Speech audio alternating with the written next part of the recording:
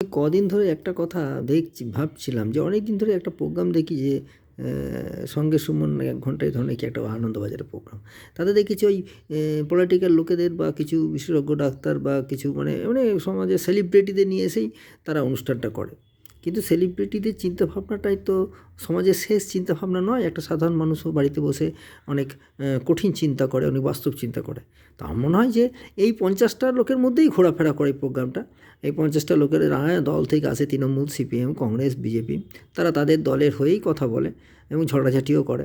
আমার মনে হয় খুব সাধারণ মানুষ যারা দোকানে কাজ করেন, শ্রমিক, ঠেলাওয়ালা, এদেরকে নিয়েও একটা প্রোগ্রামে থাকা উচিত। কারণ এই শ্রেণীর অংশের লোকটা কম নয়। এবার লোকের বাড়িতে কাজ করে এরকম কোনো মহিলা, তারা কী বলছে? তারা সরকারের কাজের উপর তাদের কী আস্থা? সরকারের উপর কী আস্থা? বা এই মিডিয়ার উপর তার কী আস্থা? মিডিয়া তাদের জীবনে কতটা প্রভাব ফেলছে? এটা একটা বিরাট অংশ মানুষ আছে। তাদেরকে নিয়ে এসে প্রোগ্রামটা করলে প্রোগ্রামটা অনেক ভালো হবে এবং সকলের মনোভাবও বোঝা যাবে।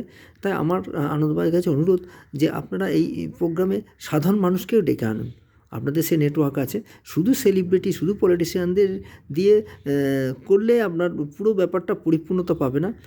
বেশিরভাগ অংশের মানুষ কিন্তু সাধারণ মানুষ, একদমই সাধারণ মানুষ, অতি নিম্ন মধ্যবিত্ত, কম শিক্ষিত, এদের নিয়ে এসে প্রোগ্রামটা করলে আপনাদের প্রোগ্রামটা আরও খুব ভালো হবে আর কি। এটা আপনাদের কাছে ওটা অনুরোধ রইল।